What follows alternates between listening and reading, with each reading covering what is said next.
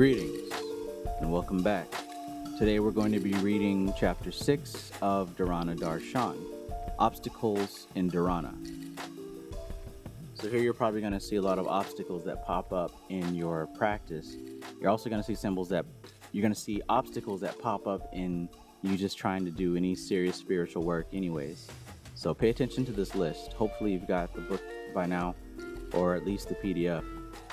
But this chapter is very important. All these chapters are important, but let's dive into number 6. Obstacles in Dharana. The practices of Dharana are designed specifically to purify the nadis and chakras of the psychic body through the techniques of concentration and visualization. When you concentrate, the faculties of mind are made one-pointed. As there are fewer mental distractions, your psychic, astral, and pranic bodies come into harmony and alignment with each other. When this alignment takes place, you are able to cross over the threshold from outer to inner experiences. As soon as you become steady in Dharana, you cross over this threshold, and at this point, many obstacles may arise to block your inner progress.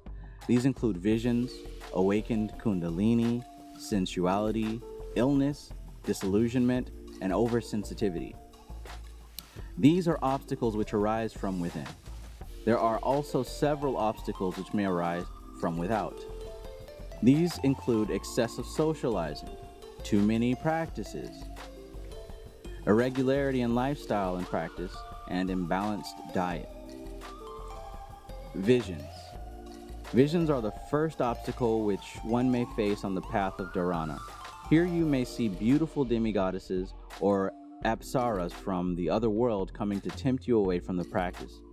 Visions may also appear in the form of snakes, lions, tigers, demons, and vampires to frighten you.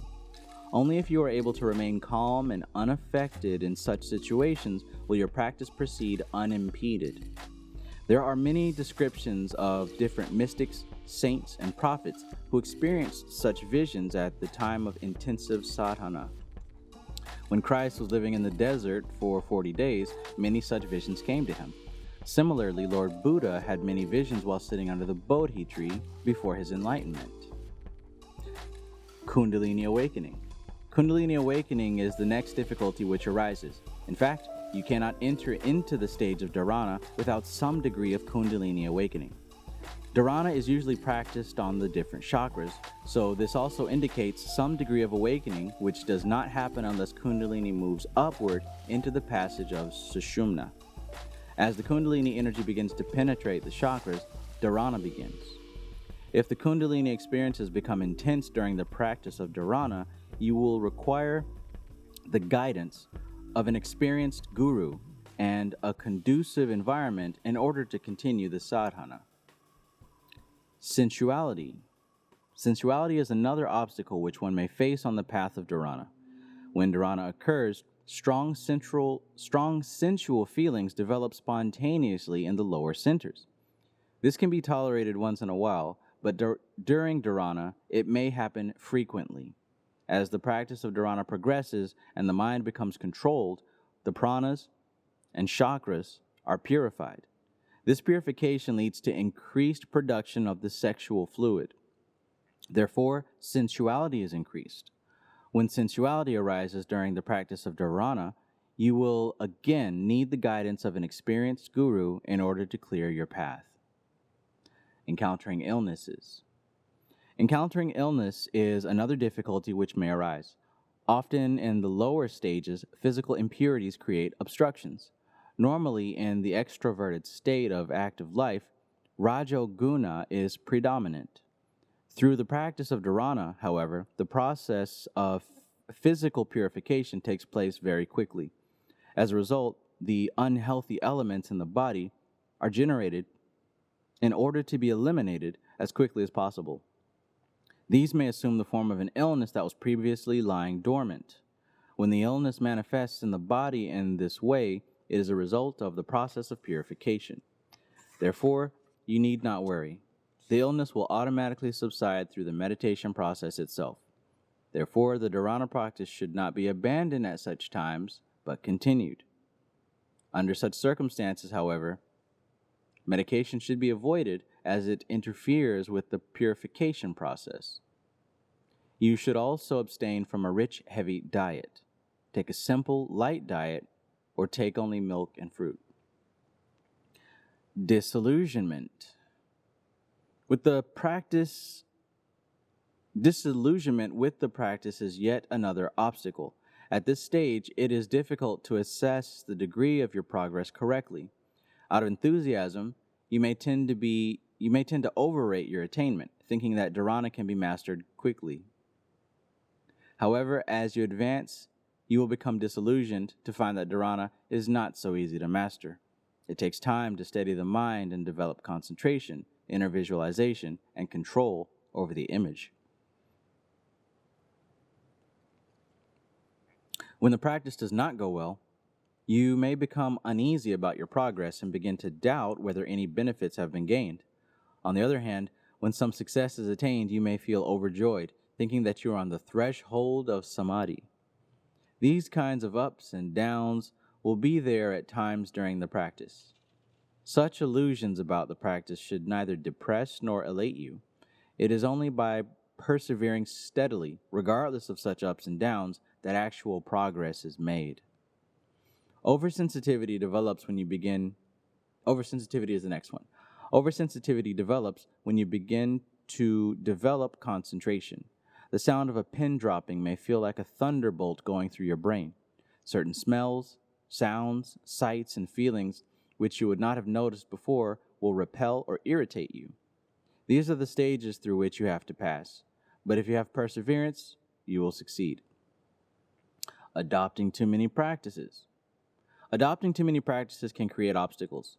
There's a danger of wasting your valuable energy and time by trying one practice and then giving it up for another new one. Whatever practice you take up should be continued until you reach the end of it. Before you have completed the practice, you should not give up and take up another. It is better to persevere with one practice until you have mastered it.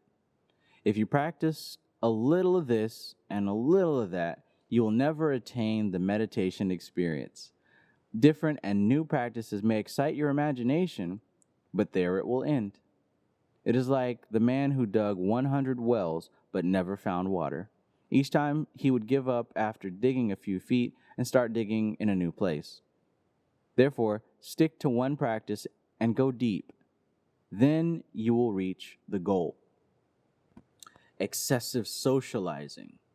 Excessive socializing is another obstacle to the practice of dharana. If you wish to go deep into the practice, you will have to minimize your social commitments. Companionship with different types of people distracts the mind. Excessive talking also distracts the mind. All types of sensory diversion, excitement, and intoxication block the pathway of dharana. Irregularity in lifestyle and practice. Irregularity in lifestyle and practice is one of the biggest obstacles and, for many people, the hardest to overcome. In order to attain concentration, the mind and body must be balanced and steady. Irregularity creates imbalance and restlessness. It is important to create regular meal times, sleeping time, work time, recreation time, and meditation time. Once you have decided upon your schedule, do not deviate from it. A regular lifestyle and practice is the basis for spiritual progress and the development of concentration. Imbalanced diet. Imbalanced diet is another obstacle to dharana. The digestive system is very delicate. When we enter into the deeper states of consciousness, the digestive power is often diminished. Therefore, in order to progress in dharana, you should neither eat too much nor fast too often. A regular sattvic diet is essential. As your system becomes purified through the practice, the least irregularity will throw you out of balance. One portion more or less of food will disturb your entire system until you get perfect control. Then you will be able to eat whatever you like. Tension. Tension is also an obstacle. It must always be remembered that concentration is not a state of tension. True concentration of mind can only be achieved in relaxed personality. A tense person cannot concentrate. Only when you have learned to maintain an easy and steady posture and to relax the body, nerves, brain, and mind can you begin to concentrate. In fact, relaxation and concentration are interrelated. You cannot relax any part of the body unless you can focus your mental attention on it. Similarly, you cannot focus the mind unless it is completely relaxed. Trying to focus a tense mind is like tightening a string which is already too tight. Instead of concentration, fragmentation or mental breakdown may result.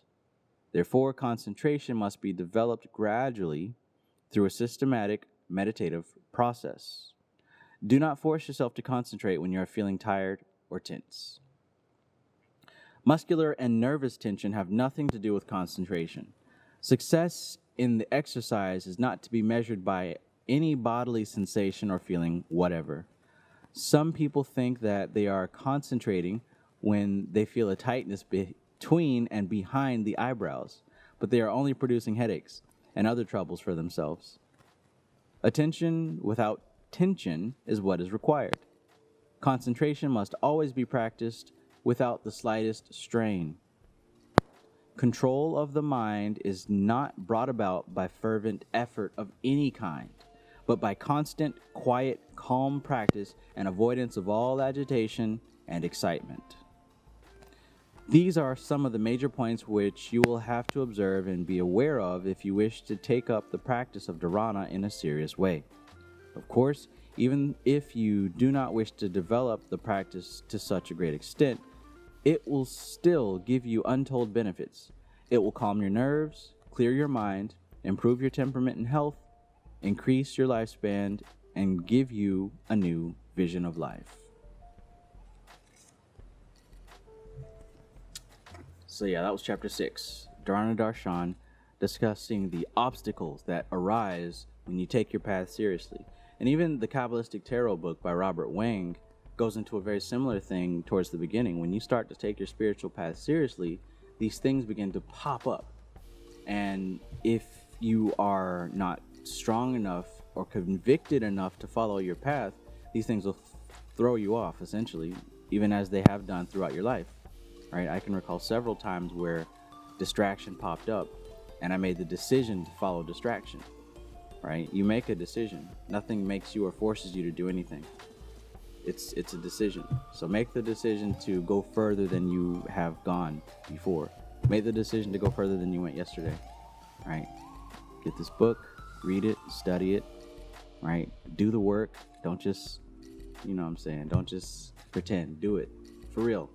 Bro, this is like high potency stuff here. This is not anything you're going to find on anybody else's channel or nobody else is talking about it, because this is the real deal. This isn't the feel good. This isn't the trend. Like, this is the real shit. I can't emphasize that enough. Do a search for this on YouTube. You're not going to see anybody talking about this book.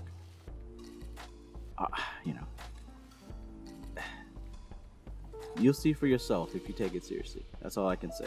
I can only hype it up so much. I'm doing this video for those who have come back to push the work forward. So this isn't a popularity thing. This is for those who are here to get back to where they left off, if you catch my drift. So yeah, this is TK Trav, aka Travis Mages, here with LVX777. I'll meet you in the next chapter. Peace.